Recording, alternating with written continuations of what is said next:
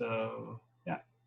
All right. So what we're gonna go ahead and do, we're gonna go ahead and get started with chapter 4. So kind of we started off chapter 4 yesterday, where chapter 4 when we're dealing with two numerical value.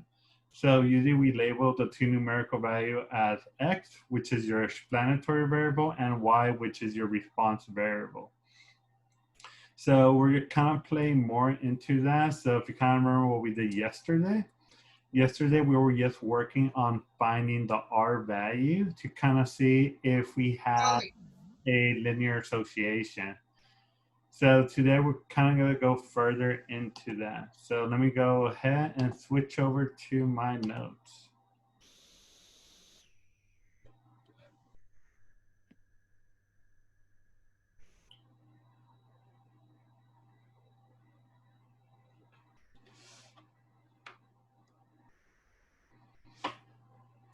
All right. So right now, everybody should be able to see where it says 4.2-3 least square regression line. So that's where we're going to get started on today. So today what we're going to go ahead and do, we're going to start doing a least square regression line. So when we talk about a least square regression line, a least square regression line just means that we're going to get a model or pretty much a function to help us be able to make prediction. So what we're going to go ahead and do, we're going to go ahead and find this least square regression line. So if you kind of remember, if you're taking like any algebra class, everybody should be kind of familiar with this, where n is your slope, b is your y-intercept.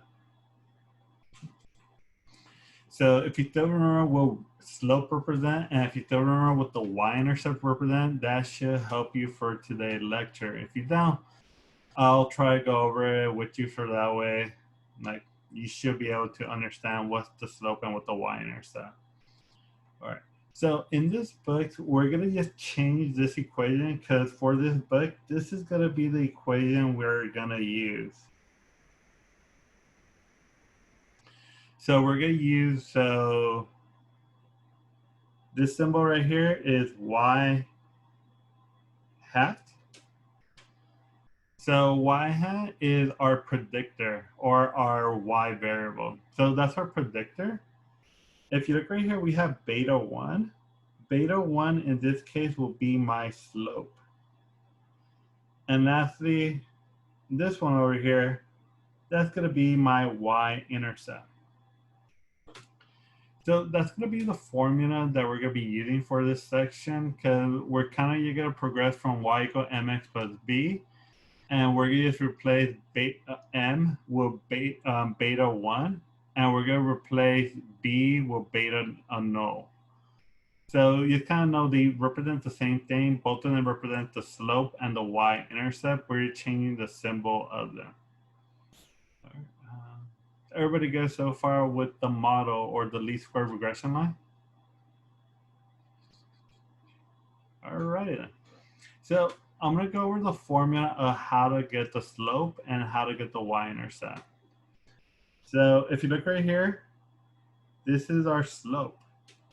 So if you look at the formula, it says r times sy divided by sx. So if you kind of remember from chapter 3, s represents standard deviation.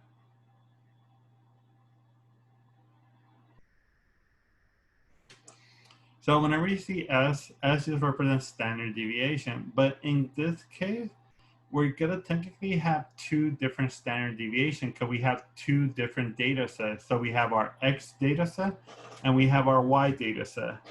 So when it says s of y, that means standard deviation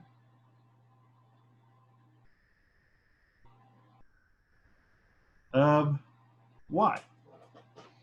So if you see s of x of y, that means this is a standard deviation of the y variable. So let's put y variable. Then you're going to have s of x, which signifies standard deviation of the y, or sorry, of the x variable.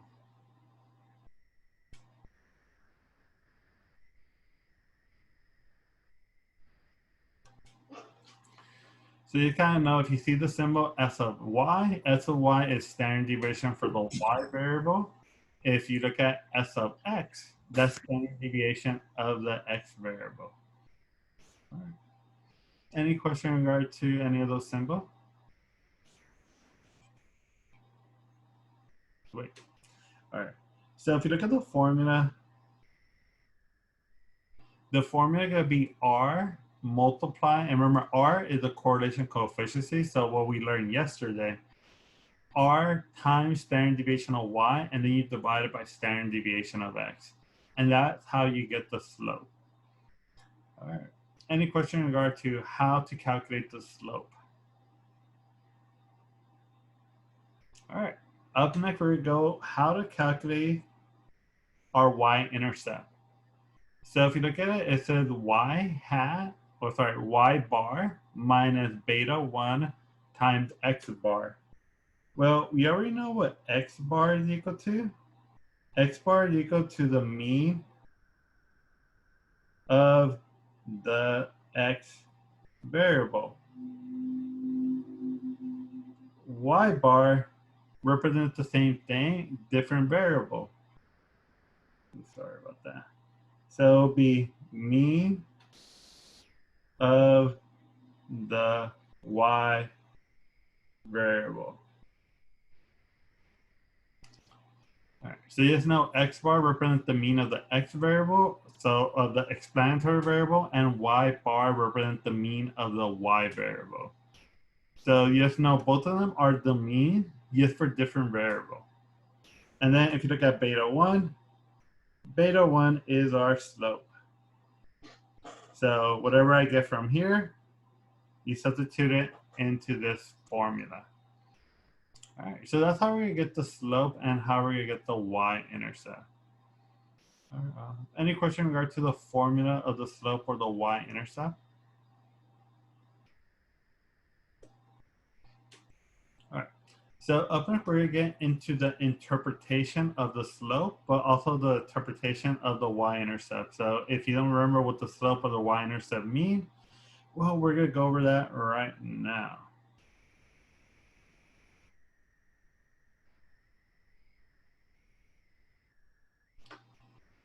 So for this one, so for the interpretation of the slope and the y-intercept, so we're first going to do the interpretation of the slope.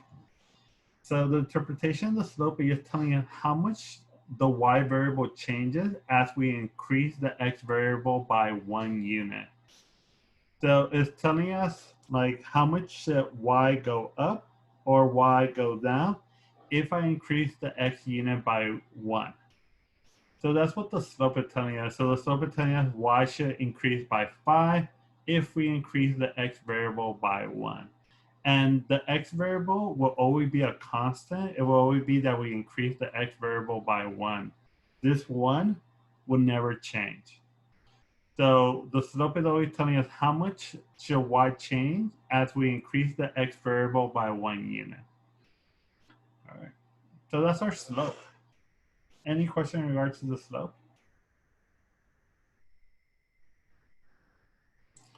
All right, let's get to the y-intercept. So for the y-intercept is telling us if our x value is equal to 0, what the predicted value should be.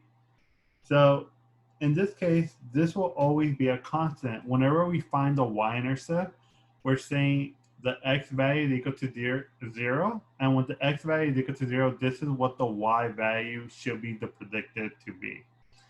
So the y-intercept is always going to be the predicted value when x is equal to 0. The slope is going to be how much the y changes when x is increased by 1 unit. So one thing you kind of have to know for the y-intercept sometimes is going to make sense, sometimes it's not going to make sense. And it's kind of up to you to kind of decide whether that scenario makes sense or doesn't make sense.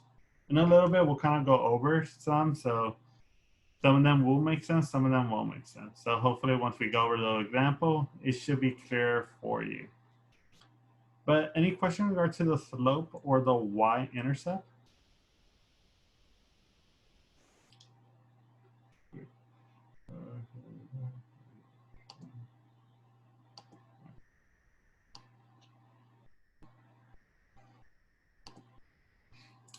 let's scroll on down.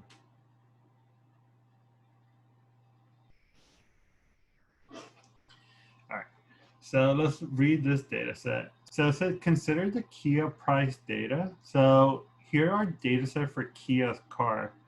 So we have the mileage of a Kia car, but we also have the price that somebody paid for that Kia car. So say like for this first one, it's telling us that this Kia had 9,300 miles, and the price for that car was 7,100. So that's how we're reading this. So if you look at it, it says calculate the least square regression line for this for the price of Kia. So the first thing we have to decide which one should be the X variable or the explanatory variable, and which one should be the Y variable or the response variable. So for mile, will mile be my X variable or would that be my Y variable? Cool. So we got X and we got Y. Oh yeah. So mile should be my X variable. My X variable kind of dictating how much this car should cost. Because the more mileage the car has, the price should actually decrease. The less mile this car has, the price of this car should actually increase. So that's how we're kind of using that X should be miles and Y should be price. So let's go ahead and do this. All right. So what we're going to go ahead and do next, we're going to go ahead and calculate all of this. And we're going to use our TI-83 or 84, whatever one you have, to be able to calculate this. So what I want you to do, in your TI-83 or 84, I want you to enter this data set. So enter this in L1, enter that into L2. So take a minute and enter this.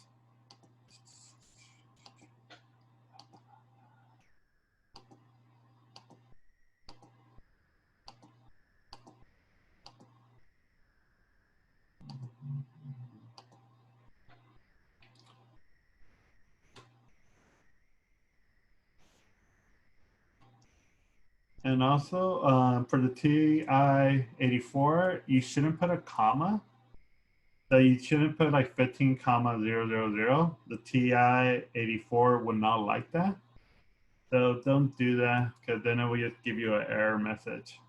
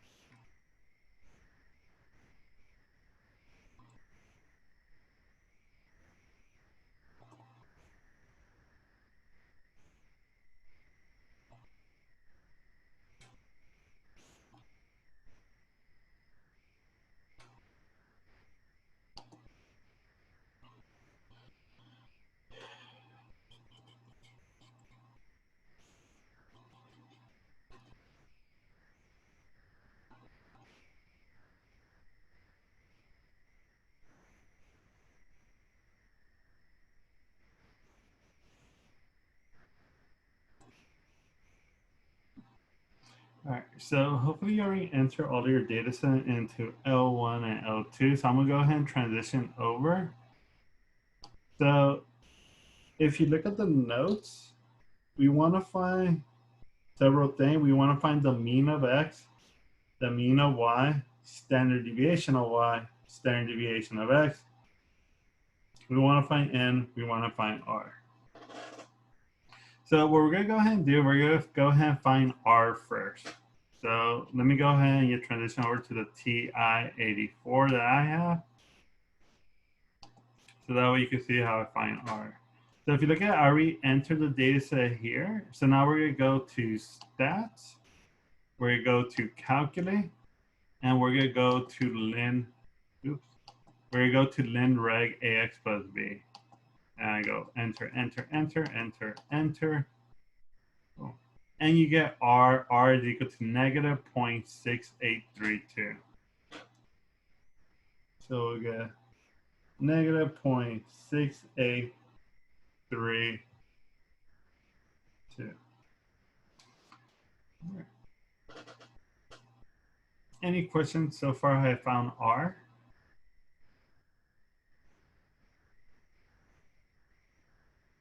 All right. So up next, we're gonna go ahead and do, we're gonna find the mean and the standard deviation. To find the mean and the standard deviation, what I'm gonna go ahead and do, I'm gonna go over here where it says stats. I'm gonna go over here where it says calculate. So if you kind of noticed before in chapter 3, we used one bar stat. So if you remember, bar just signify variable. So this is one variable stat. So if you kind of notice, we're switching over from only having one variable to now having two variables. So what we're gonna do, we're gonna use the second option, which says 2-bar stats. So X list is L1, Y list is L2. Go ahead and go back here where it says calculate. And I'm gonna go ahead and calculate. So if you look at my mean is 65,394 and 36.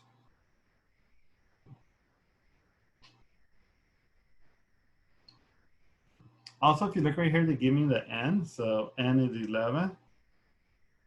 So that's important. If you look right here, they also give me S of X, which is 51,254. So let's say S of S is 51,254.7, and we'll round that up to 7.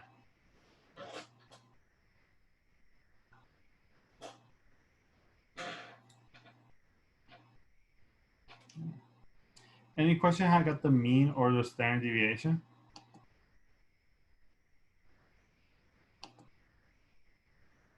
All right. So if I keep on scrolling down, now you're going to notice you start seeing Y. So you start seeing Y bar, and you also start seeing S of Y. So for Y bar, we get it to be 5,053.18. So you get that. And if you look at SOY is 4,273.0. So if you look at it, it says 0.009, but I'm going to use that 9 to round out that 0. So you get 0.01.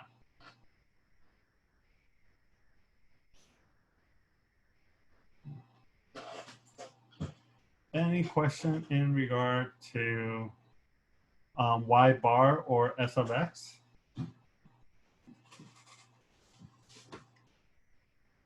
All right, so let's transition back to my notes.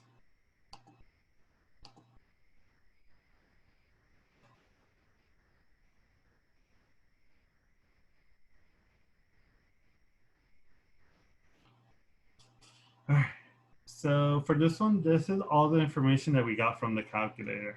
So we got the mean of X, we got standard deviation of X, we got the N, we got the mean of Y, we got the standard deviation of Y, and we got R. So I'm gonna go ahead and use all of that information to find the slope and to find the y-intercept. So the first thing I'm gonna go ahead and do, I'm gonna go ahead and find the slope. So the formula for slope is this. Is R times standard deviation of Y divided by standard deviation of X. So I'm gonna go ahead and just replace everything. So R is negative 0.6832. standard deviation of y. Standard deviation of y is 4,273.01. And you divide this by standard deviation of x, which in this case was 51,254.77.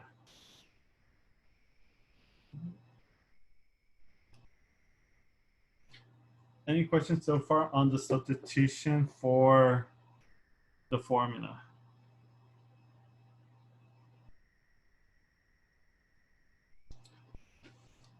All right, so what I'm gonna go ahead and do, I'm gonna go ahead and just find this value out with my calculator. You do kind of want to follow along and try to do that in your calculator to make sure that you get the same answer.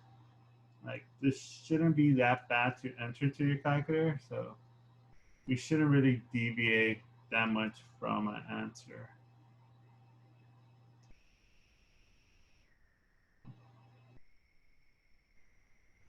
All right, so if you enter this into your calculator, the answer that you should get is negative 0.0. So in my calculator, give me negative 0.0569. But if you kind of notice, everything I've been rounding it up to 2 decimal places. So I'm going to use this 6 to round this up. And we're going to say negative 0.06. So we are able to find the slope. So we found the slope to be negative 0.06. All right. Any question in regard to the slope?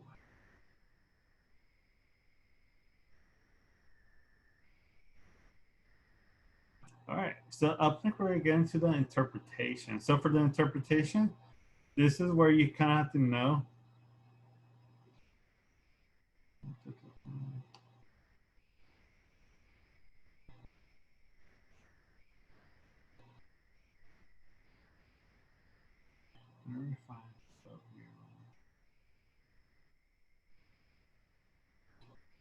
Yeah, like anytime you find the slope, you should get a decimal value.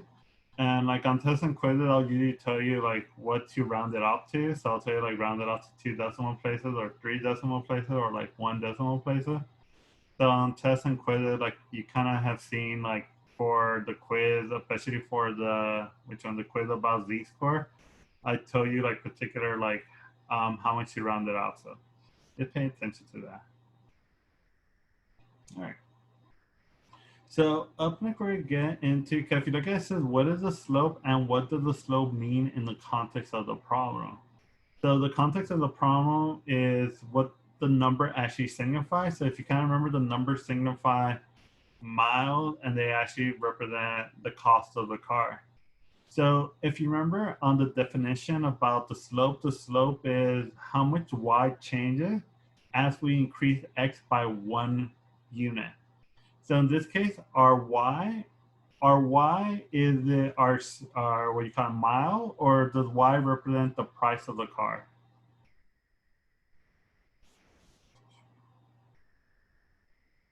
Cool, money sign, price. So yeah, so y represents the price of the car. If you kind of go back up here, we say y represents the price, x represents the mile. So with this 0.06, this represents how much is my y variable changing. So we're gonna say the price of the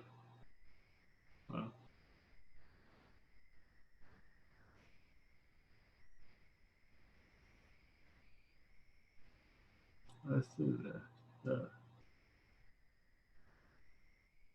Right there.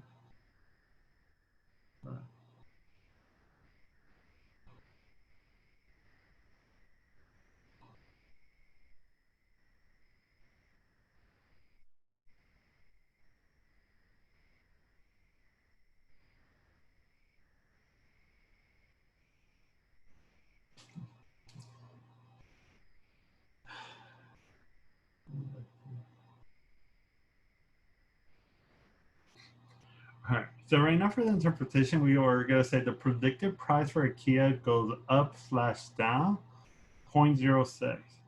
So the way that we decide if we put either up or we put down is depending on the sign of the slope.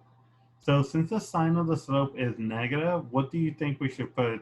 Should we say that the price goes up or that the price goes down? Good.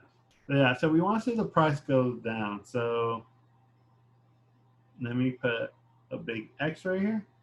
So we say the predicted price of a Kia goes down 0.06 for,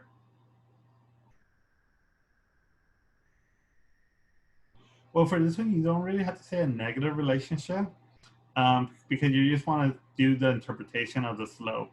If I were to say what type of association do we have, that's when you want to say you have a negative association.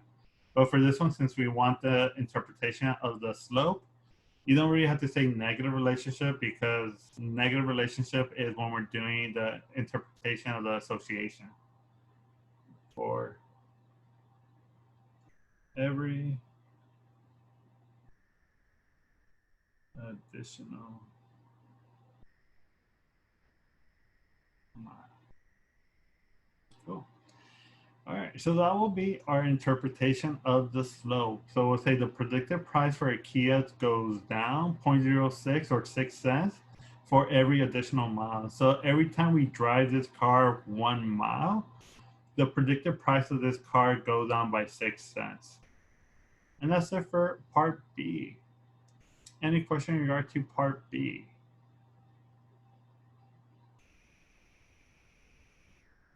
All right, so let's do part C. So if you look at part C, it says, what is the y-intercept and what does the y-intercept mean in the context of the problem?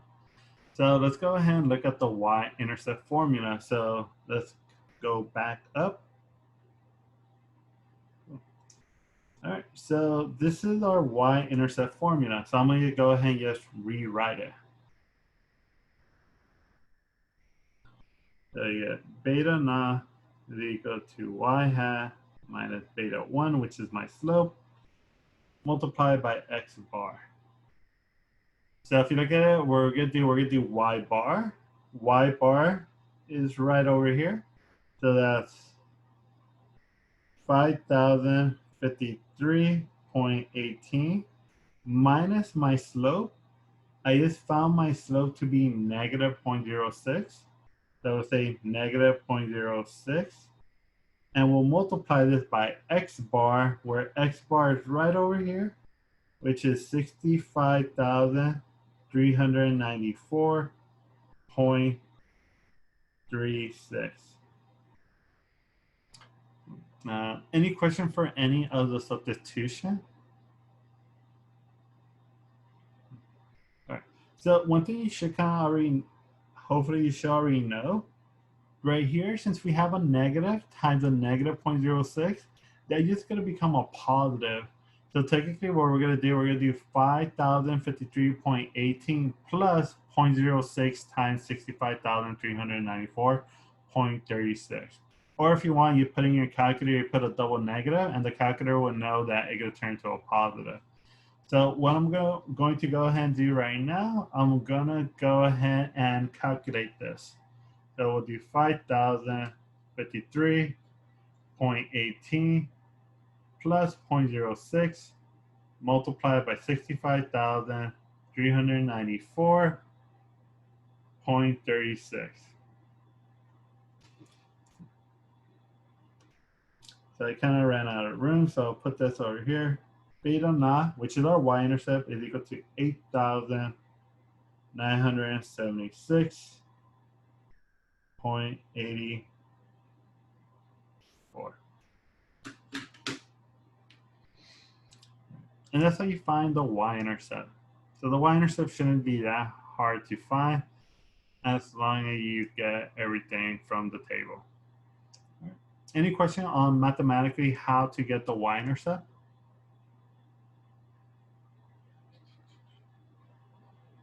All right.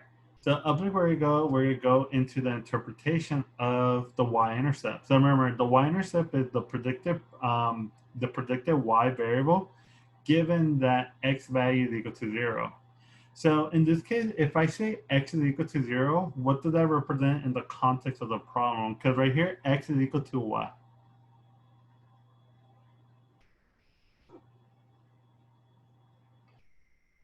Good. So x is equal to miles. So if I'm telling you x is equal to 0, what does that mean about the miles? How many miles do we have? 0. So we're going to say, if a Kia car has 0, oops, 0, 0 mile, the price or the predicted price should be 8,976 with 84 cents. And that's all for the y-intercept. So that's what the y-intercept represents. Just telling you this is the predicted value for y when my x variable is 0. And you want to just stay in the context of the problem. So in this context of the problem, it'll mean that this car has 0 miles, so the car hasn't been driven. So it's telling you the price of a brand new car should be $8,976 with 84 cents. Okay. And that's it for C. Any question in regard to C? All right. So part D, if you look at part D, it says, what is the least square regression line? So we already did this. All you have to do is pretty much assemble it. So if you remember, we got y hat is equal to beta 1 times x plus beta naught. So if you remember the slope, this is beta 1. So we say y hat is equal to beta 1, where beta 1 is equal to negative 0.06 times x plus my y-intercept, which we have found it to be 8,976 with 84 cents. And we're all done with D. So D is telling you what is our least square regression line. That's where you just put the slope and the y-intercept. And just remember the x is always going to be the x because that's the variable that's constantly changing. All right. And that's it for D.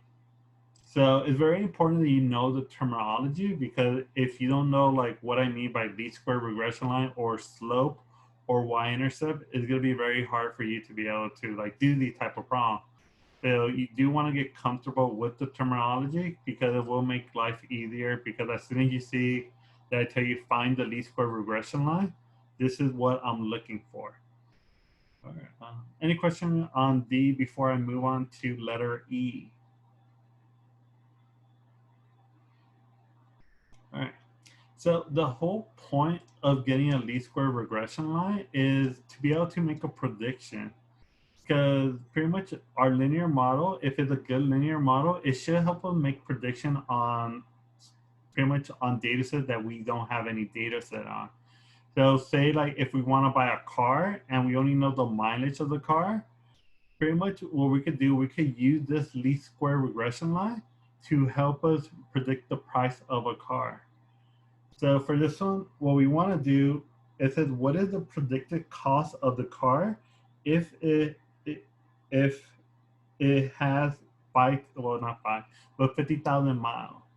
So when it says it has 50,000 miles, the 50,000 mile, would that reflect for my x variable or would that be reflected on my y variable?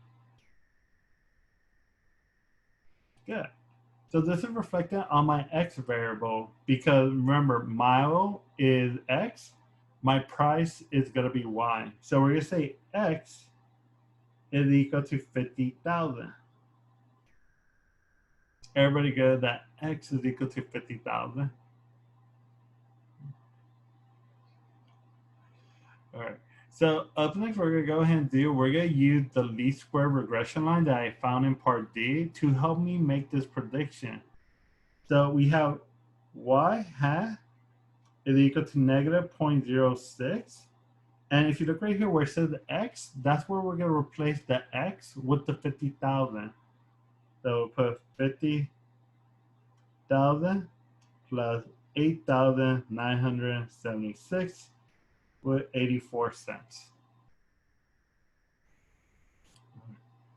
Any question in regard to so far what I got for part E? All right, so let me go ahead and transition over onto the TI-84 so that we can see me typing it in and getting an answer. All right, so let's erase this. So we're gonna say negative. So the one thing you do have to be careful with your calculator, the calculator is very picky. So if you look at the button below 3, you should be able to see parenthesis, negative, close parenthesis. You always want to use that when you're saying we have a negative value.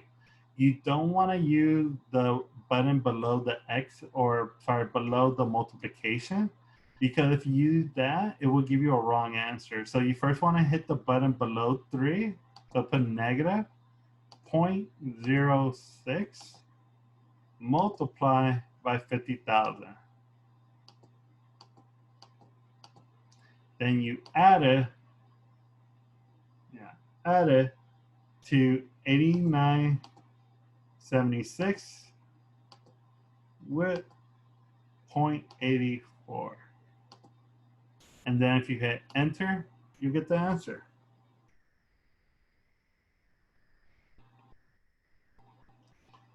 So you get 5,976 with 84 cents. Good job over there. All right.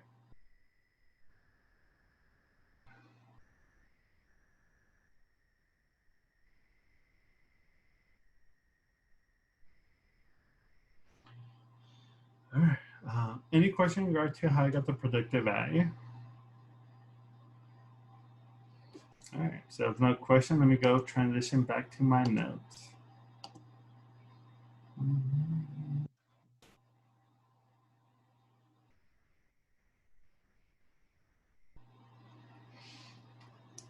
Cool. All right. So if you look right here, I put the answer right over here. So I put y hat is equal to 5,976.84. So you always want to kind of put that and box it in. So one thing that I kind of forgot to tell you, it's not really in the notes, so you have to kind of pay attention. Whenever we're making a prediction, you always want to make a prediction for data set that you kind of already have. So you never want to go beyond your data set or below your data set. So if you kind of look right here, if you look at our data set, like if you look at the X value, what's the lowest X value that we have?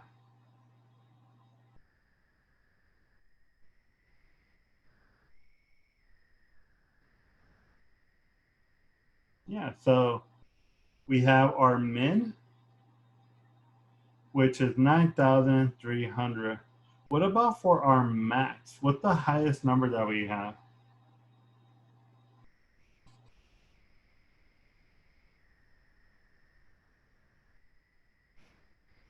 Cool. 153,260. Perfect. So you always want to look at your X variable before you're making a prediction. Because the thing is, you can't just go ahead and just make prediction if it's not within the range of our X variable. So if you look at it, our minimum is 9,300 and our max is 153,000. So that means we can make prediction for 9,300 all the way to 153,000. So we can't go very far beyond that, because if we go far beyond that, we might start getting prediction that really don't make any sense. So to kind of illustrate that, what I want you to do, I want you to do part F. And once you get the answer for part F, I want you to put the answer on your, well, on the chat. So try doing part F right now. And let me try getting this.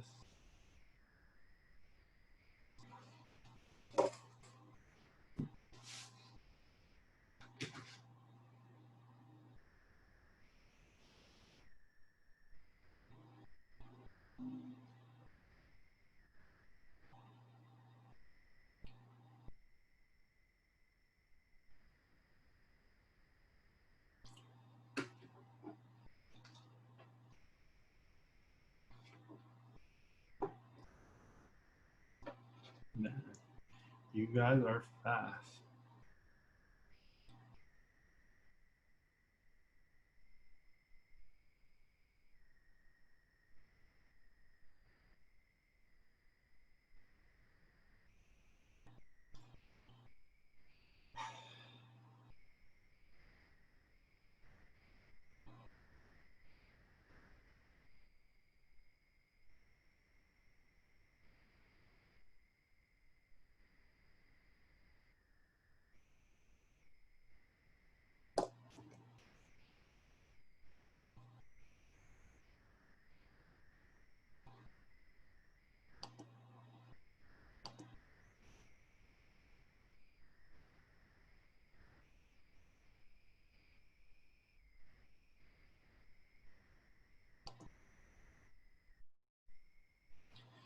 All right, great. All right, so most of you got 3023.16. Well, negative 3023.16.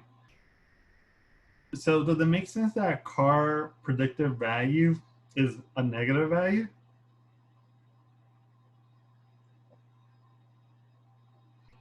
Yeah, good. So yeah, so it's not very. It doesn't really make any sense that a value of a car is equal to negative 3,000.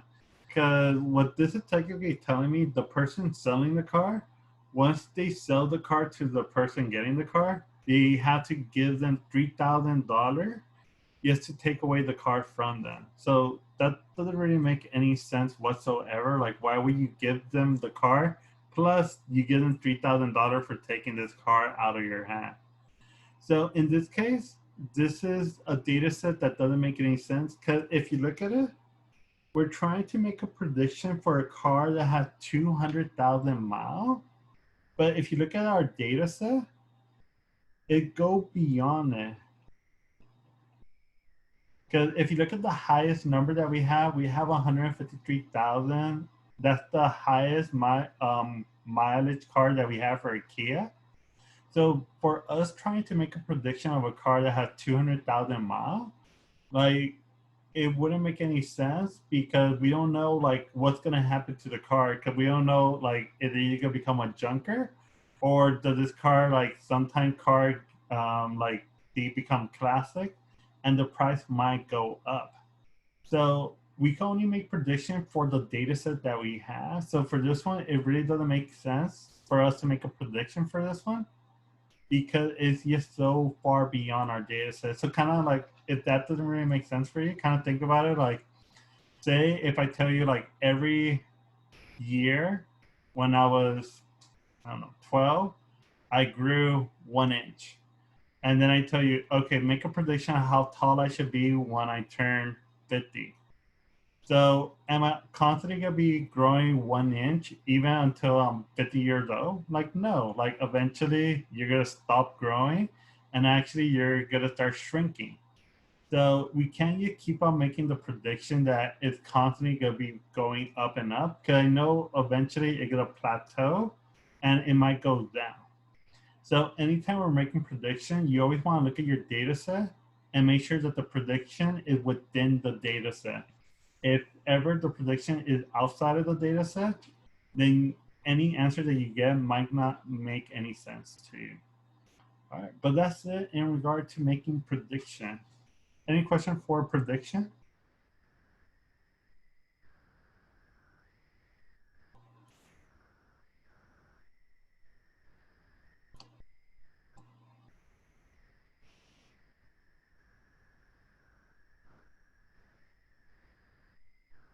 Sure. Let's go to calculator. So you could go negative 0.06 multiply by 200,000 plus 8 with a 8,976.84. You can do that, and that's how you get the value.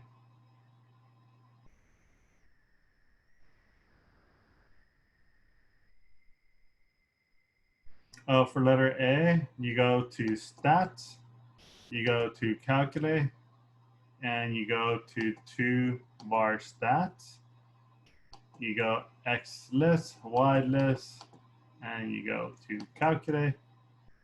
And if you look at it, there's an arrow right here pointing down. So that's telling you there's more information that you have to scroll down to.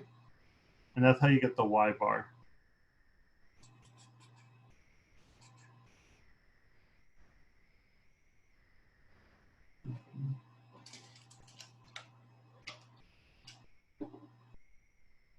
All right, back to my notes.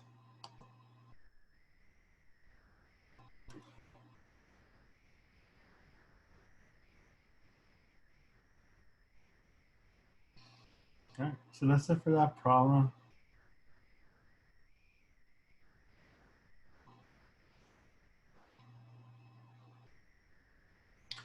All right, so once again, we're gonna go ahead and do, we're gonna go ahead and use the FICO score. So we're gonna use the credit score and the interest rate. So we did this one yesterday, but for this one, all we did, we found the R value.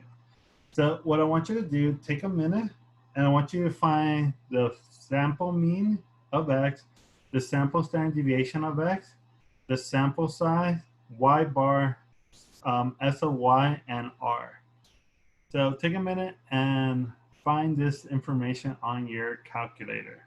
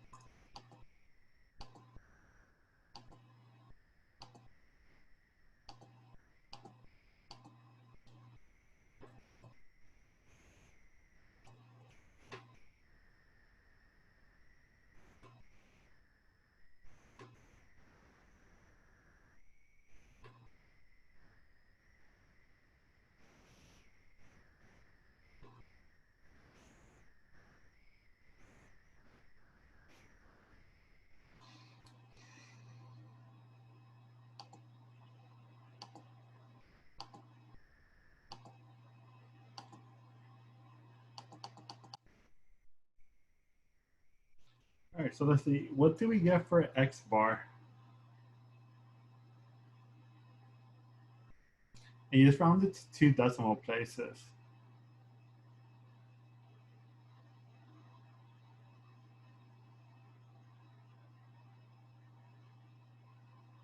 Cool, perfect.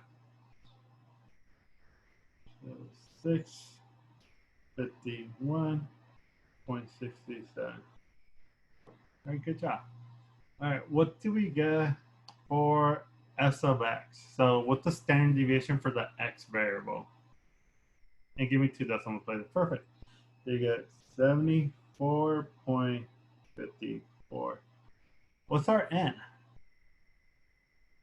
Hey, that was fast. All right, what's our sample mean for Y?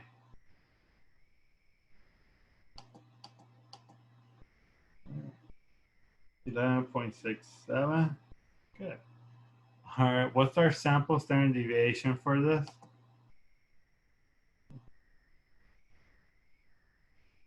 5.7. All right, good job. All right. And lastly, we have to find what R is. So let's go ahead and find what R is. So what do we get for R?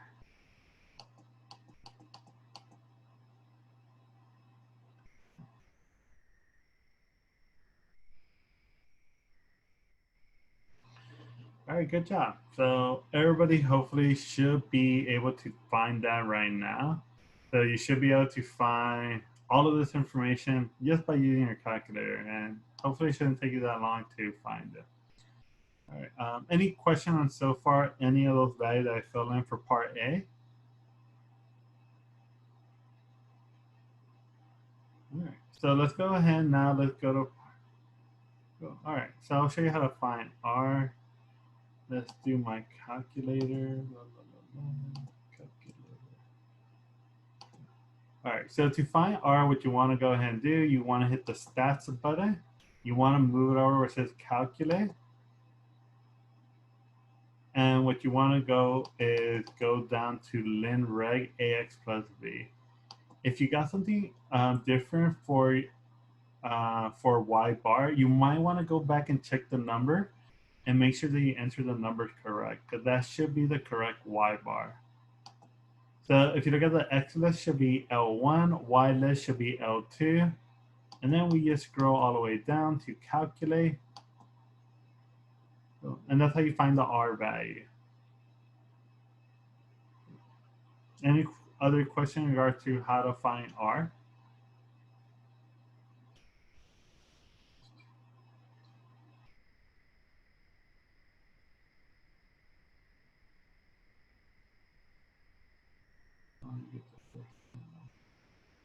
Okay, so if you're not getting, yeah, all right. So if you're not getting R, I went over this yesterday. What you have to do, you have to turn on your diagnostic.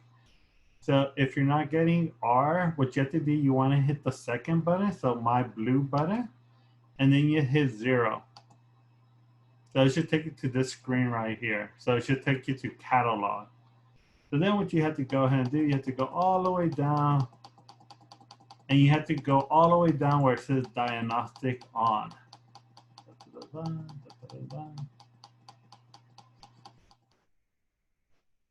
So if you look right here, it says diagnostic on. So I press enter, enter, and then if you go back to stats, calculate, and if you do ln reg ax plus b, do it all over again. Now you should be able to get R value.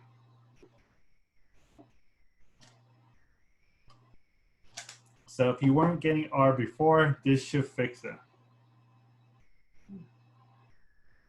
Cool, you're welcome. Any other questions?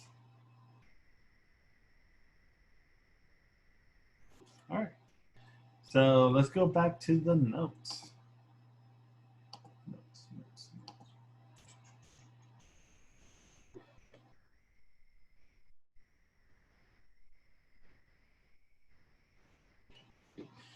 All right. So if you look at part B, it says, what is the slope and what does the slope mean in the context of the problem? So kind of remember the context of the problem. We have to say, hey, what happened as your credit score? Oh, sorry. What happened to the interest rate as we increase your credit score by 1 unit? So that's what it is. But first, before we do that, we have to find the slope. So we have to find beta 1.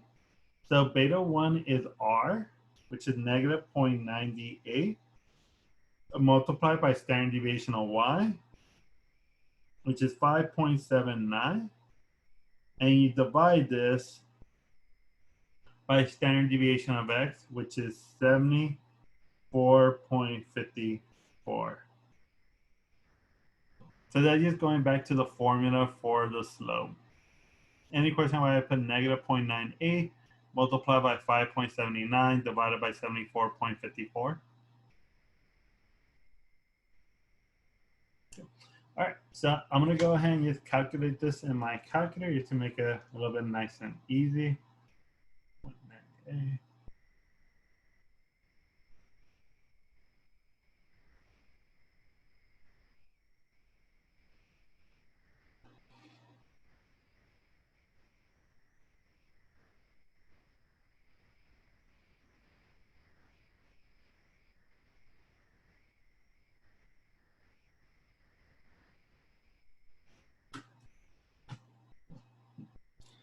So you should get negative 0.761, but I'm gonna use the 6 to round up the 7.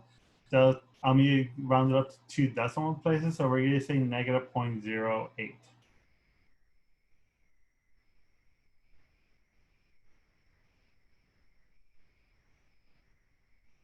All right. Everybody got how we got negative 0.08? All right. So let's go ahead and do the interpretation. So in this case, which one is my y variable? Is the credit score my y variable or the interest rate my y variable? Oh, interest. So we say,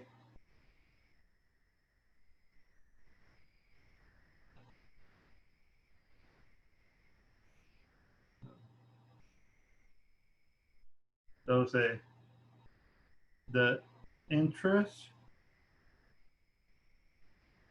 rate. So for this one, is the interest rate, would it go up or is it going down?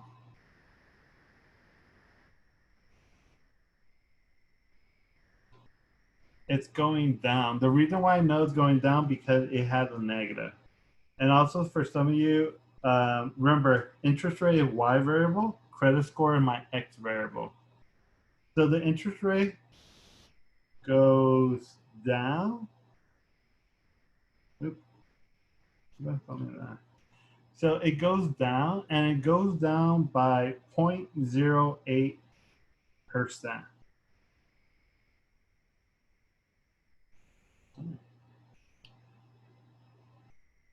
So far, any question in regard to that sentence that I have on the screen so far?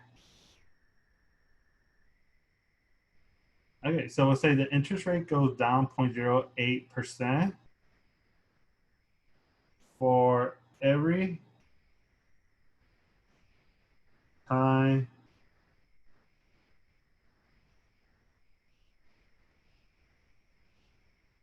the credit score goes up by 1 unit. So we'll say the interest rate goes down 0.08% for every time the credit score goes up by 1 unit. So that will be our interpretation of the slope. So you're saying like if your credit score does go up by 1 point, the interest that you're paying goes down by 0.08%. So it's not that much because your credit score only went up by a point. Like usually your credit score had to go significantly up for that way the percentage to go down. All right, but that's it for B. Any question in regard to B?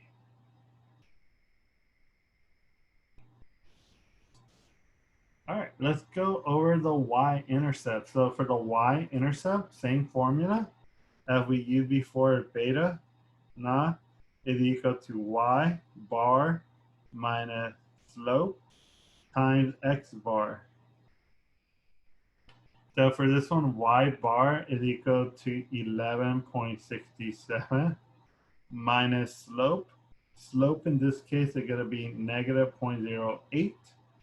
And then we're going to have our x bar. X bar is going to equal to 651.67. So far, any question on any of the substitution?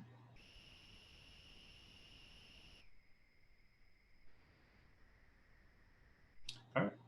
So let's go ahead and just calculate this. I'm going to go to the TI-84 to help me do this calculation.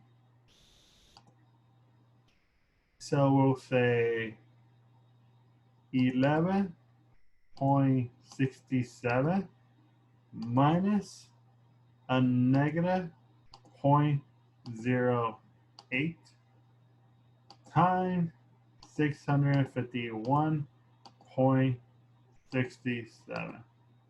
Cool. So kind of notice right here, I put subtract and then I put the negative sign. If you want to kind of cut down on that confusion, all you have to do, you put a plus because you go a negative times a negative, give you a positive sign. So if you don't want to put double negative, you put that as positive. So press enter. And you get 63.803.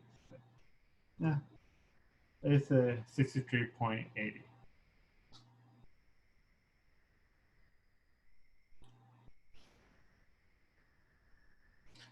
All right, any questions so far? I got the 63.8.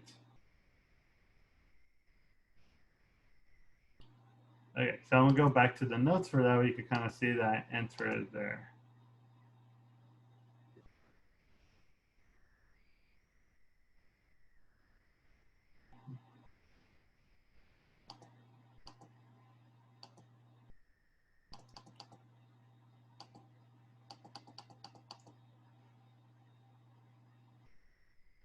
All right. All right, so for this one, remember the y-intercept. The y-intercept is the predicted value for y when our x is equal to 0. So for this one, if x is equal to 0, which one is 0, credit score or my interest rate?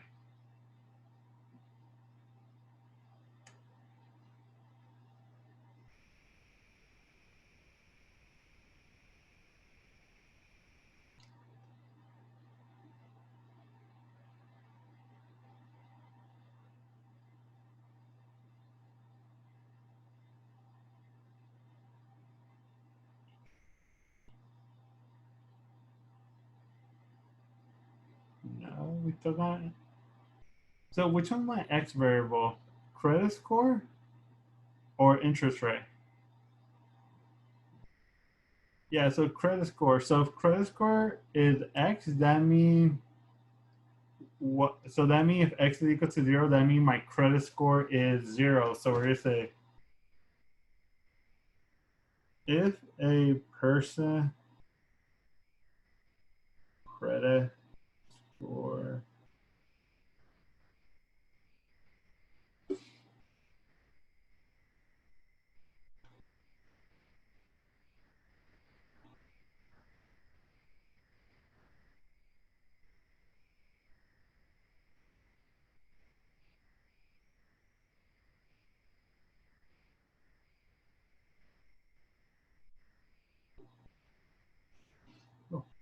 so for this one, we'll say if a person credit score is 0, then the predicted interest rate is 63.8%. All right, so does that make sense?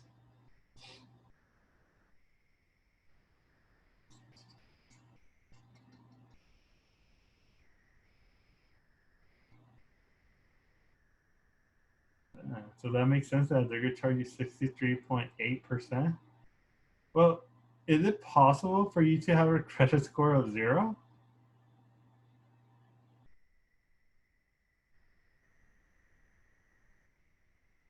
But no, for this one, it's not possible because the lowest you could get, I think, is 250 or something like that. But also, if you remember when we said we're making a prediction, you usually want to make a prediction within the data set. So if you look at this one, the lowest we have is 545. So us making a prediction when x is equal to 0, when the lowest number we have is 545, that really doesn't make sense. So we'll say doesn't make sense.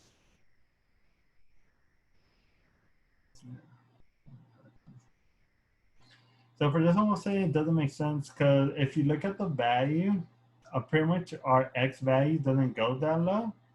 But also kind of like insane that they're going to charge you 63.8% because that just can't happen. All right, but that's it for C. Well, no, like all that work is still for something because we could still use this model where you're saying that the y-intercept doesn't make sense, but we're still going to be able to use this. So for part D, it says, what is the least square regression line? So the least square regression line is y hat is equal to your slope, which is negative 0.08 times x plus 63.8%.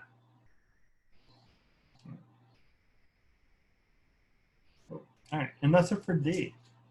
Well, actually, you don't want to put the percentage right there. All right. Any question in regards to so far what I got for D? All right, so now what I'm going to do, I'm going to use what we got in D to help me do part E. So if you look right there for part E, it says, what is the predicted interest rate if someone credit score is 600? So first I want you to look at 600. And what we want to do, we want to look at our data set. Does 600 fall within this range? Cool. So since it does fall within that range, we're going to go ahead and make a prediction on it. If it doesn't fall within that range, if it's pretty far out, then making a prediction for that data set kind of gonna be meaningless. But 600 is within range. We're gonna go ahead and make our prediction. So we'll say y hat is equal to negative 0.08 times 600 plus 63.8. Right.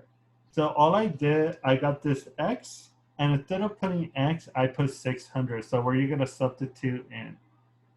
So let's go ahead and substitute it in. So we're gonna do negative 0.08, negative 0.08 multiplied by 600 plus 63.8.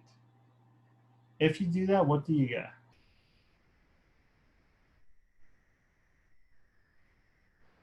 Good. So you get 15.8.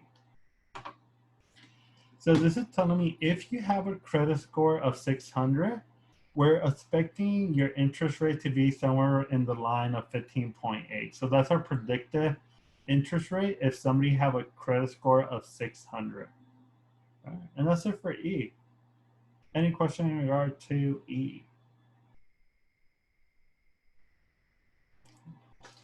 All right.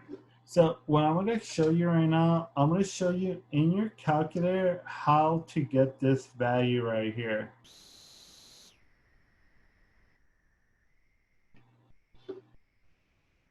Because the thing is, you don't always want to do it by hand because your calculator will actually give you this. So let's go ahead and switch over to the calculator. And remember, it's also a good habit you to double check with your calculator to kind of make sure that you're on the same path. So what you want to do, you want to go right here where it says stats. You want to go calculate. And if you look right here where it says ln reg ax plus b, just go there. Go calculate, calculate.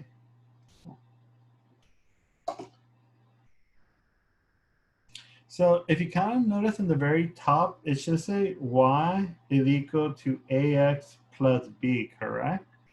And then if you look at it, it says a is equal to negative 0.076. And then it says b is equal to 61.2. All right. Everybody see that so far? Yes, no, maybe? All right, good. So let's go back to my notes. Yeah.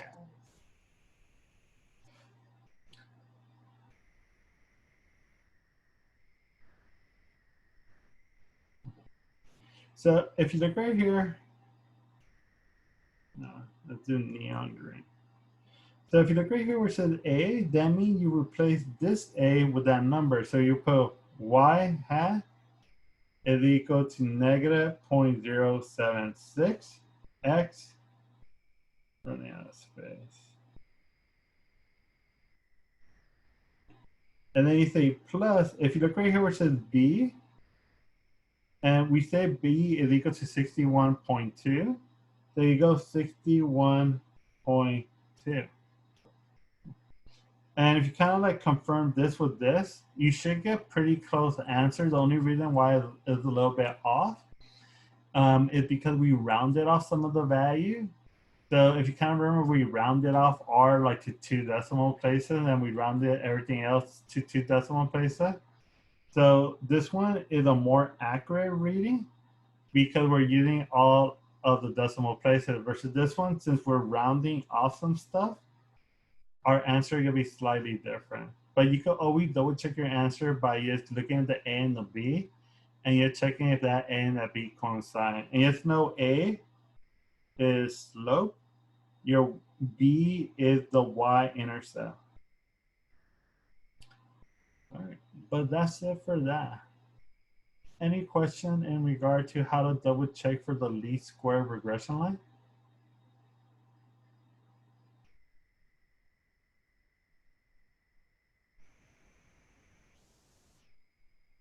All right, so let's go on down.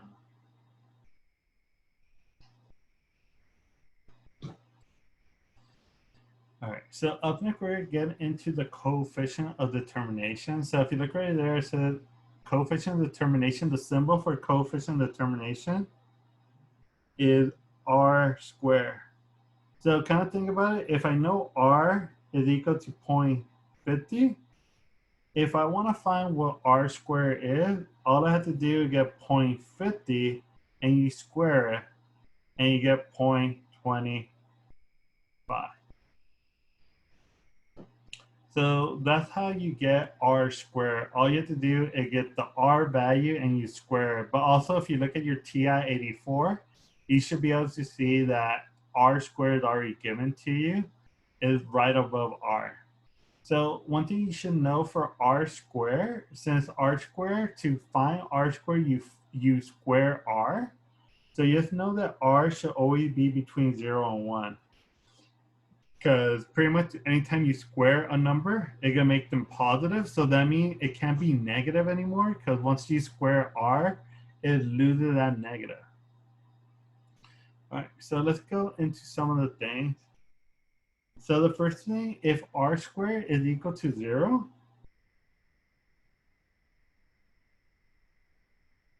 so if r squared is equal to 0, the line have no explanatory value.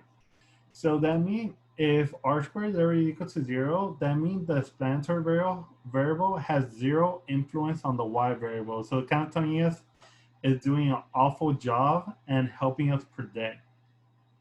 If your r squared is equal to 1, that means that the line explains 100% of the variation in the response variable. So that's telling me x influence y 100%. So if I just know the x value, I'm guaranteed to get the y value because it's 100% is predicting the variation. Any questions so far for r squared is equal to 0 or r squared is equal to 1?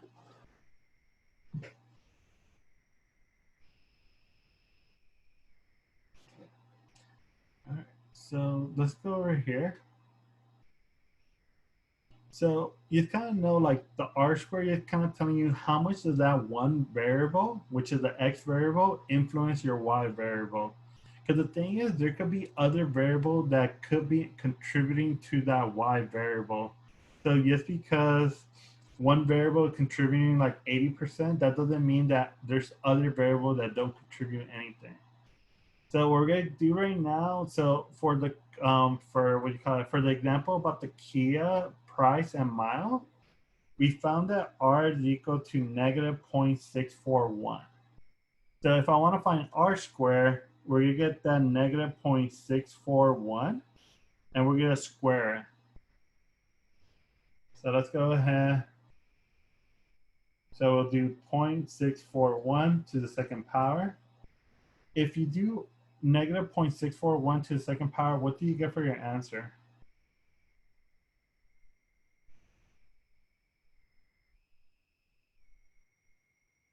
Oh, 0.41.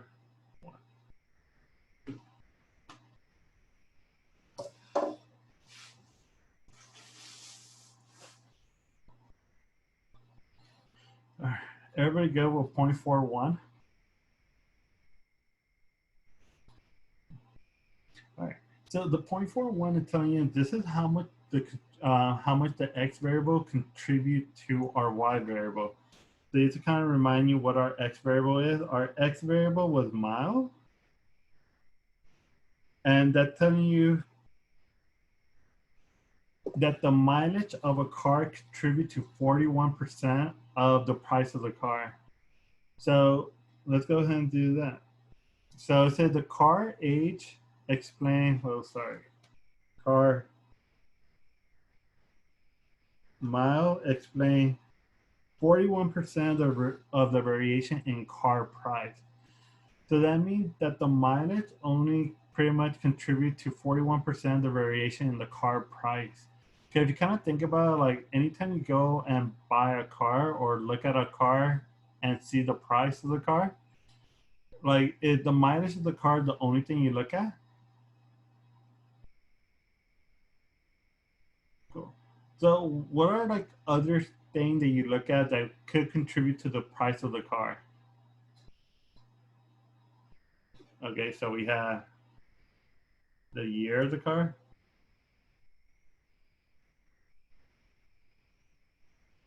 So, all right. So we have the condition of the car. We also had accident.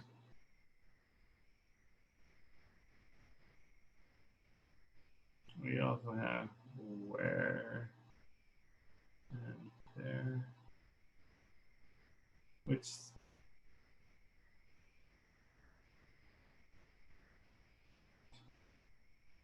we put MPG. So yeah, so there's other factors that go into the price of the car. So whenever you find R square is telling you how much does this one particular variable influence your Y variable. In our case, mile only contribute to 41% of the price of the car. So that's telling you there's other factors that make up that other 59%. All right. And that's it for coefficient of determination. Any question in regard to the coefficient determination?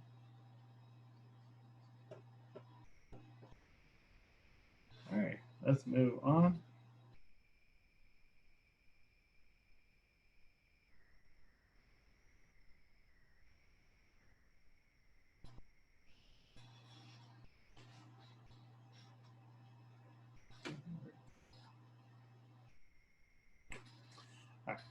So the next thing we're going to get into is something called residual. So the formula for residual is here. So if you look at E just stands for residual. So it's saying the residual is equal to Y, which is our observed value, minus our Y hat, which is our predicted value. So what the residual is essentially telling you like how much was left over. Because the thing is, our prediction is most likely never gonna be 100% correct. Our prediction is gonna be off a little bit. Because like, has anybody ever used Kelly Blue Book? Cool. So we got one yes. Perfect. So if Kelly Blue Book, like it always tell you like based off all of the information you enter for a particular car, it tell you like exactly what the predicted value of that car is gonna be. But the thing is, that prediction is not always gonna be right. Sometimes you're gonna pay a little bit more than that, or sometimes you're gonna pay a little bit less than that. But what Kelly Blue Book is kind of telling you, this is approximately how much you're gonna pay.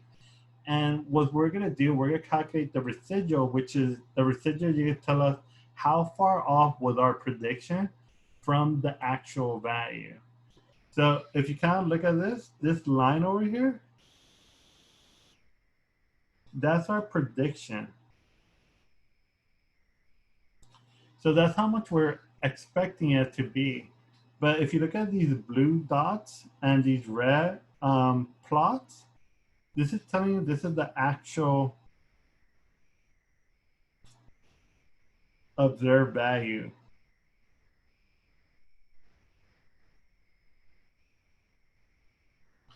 So whenever we're finding the residual, it's telling us like how far off was our prediction from the observed value.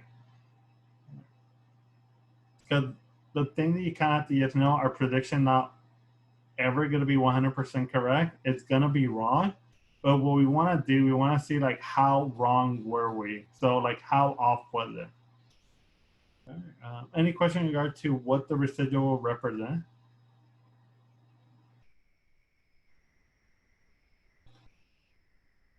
All right, so let's scroll on up.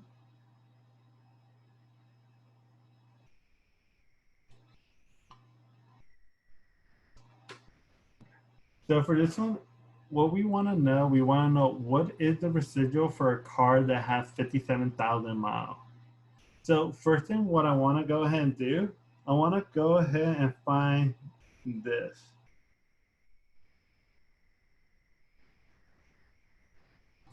So I want to go ahead and find that. So we actually already found the least square regression line.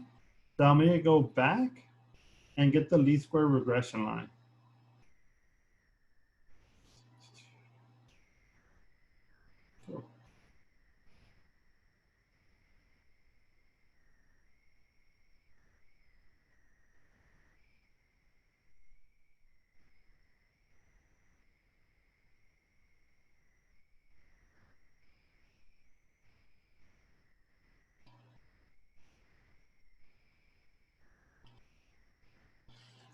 So I already found the least square regression line, so there's no need to be able to find it again. So if you look at this one, what we want to do, we want to find what is the residual for a car that has 57,000 miles. So what I'm first going to do, we're going to have to find what y is equal to and what y hat is equal to. Because if you remember, the formula for the residual is y minus y hat. So what we have to go ahead and do, we're going to have to go ahead and find that. So the first thing I'm going to go ahead and find, I'm going to go ahead and find the y hat. So to find y hat, we'll say y hat is equal to negative 0.06 times 57,000 plus 8,976 with 84 cents. So far, any question on how I got that?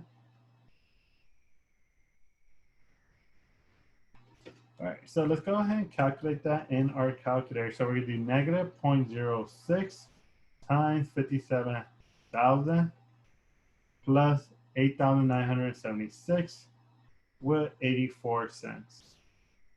So if I go ahead and calculate that, you get 5,556 with 84 cents. Good job. So this is what we got for our predicted value.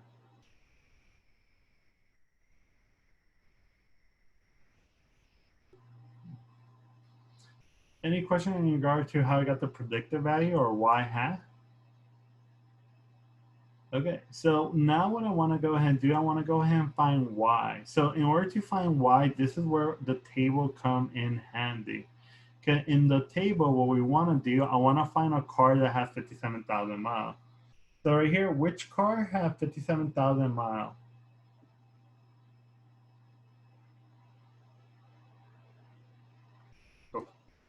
So car number 5 have 57,000 miles. So for car number 5, which have 57,000 miles, how much did somebody pay for that car? Or what was the price for that car?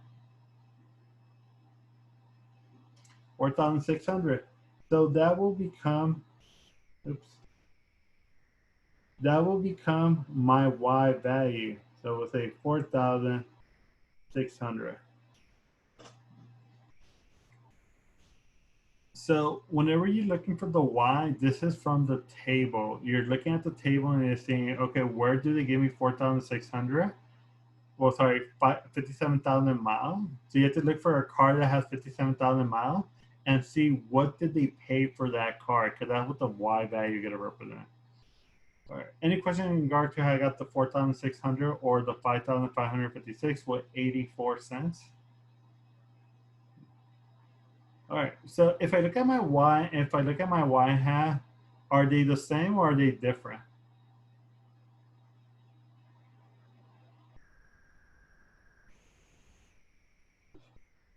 Yeah, so if you look at it, they're different. So since they're different, that means we have a residual. Because if they're identical, that means there's no residual. But since the two numbers are completely different, that means you're going to have a residual. So that means there's going to be a difference. So now what we're going to do, we're going to calculate that difference. So we're going to say 4,600 minus 5,556 with 84 cents.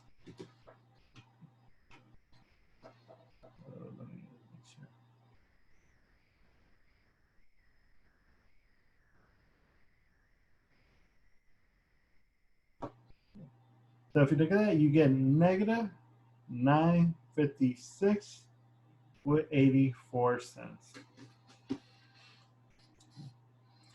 And that's how you calculate the residual. So the residual is telling you like how much was left over or how much was our predicted value off by.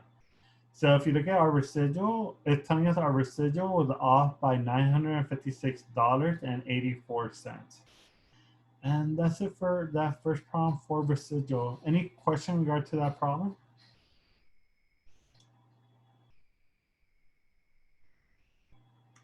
All right, no question.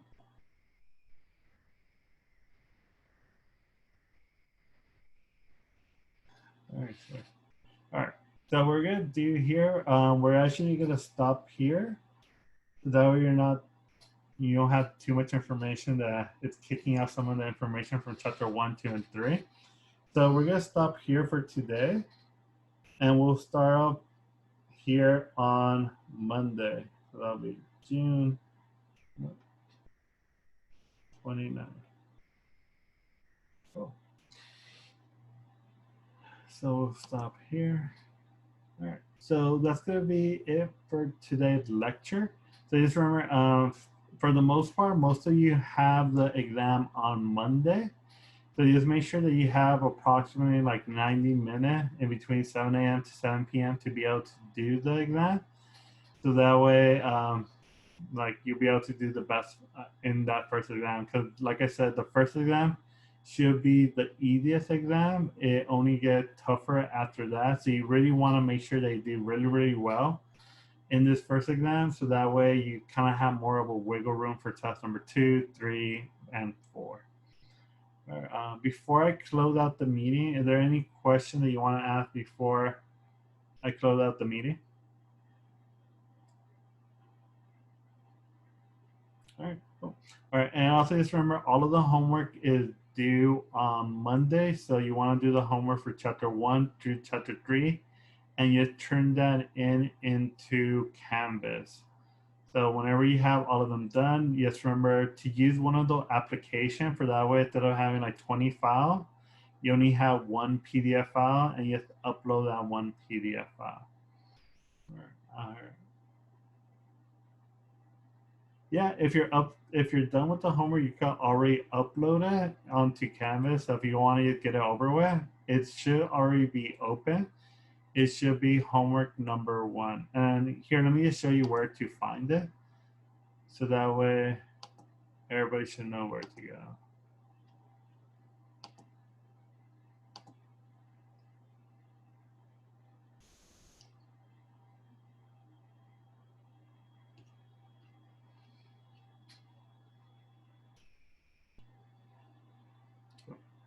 All right, so if you look right here for week 2, right here, it says turn in homework number 1. So if you click here, that's where you're gonna turn in homework number 1. If you look right here, this is where you're gonna do test number 1 also. So you just go right here, you click on it, and whenever you feel comfortable, on Monday, take the exam. It'll give you 90 minutes to do it. So just know that for the majority of you, you're gonna take the exam on Monday, somewhere between 7 a.m. to 7 p.m. And you just go under the week 2 module, and that's where you'll find the homework turn in and the test number 1. Any other questions? All right, have a good night, and I'll see everybody on Monday. If you have any questions, just email me either through Canvas or just email me through my regular wlec.edu email. All right, good night.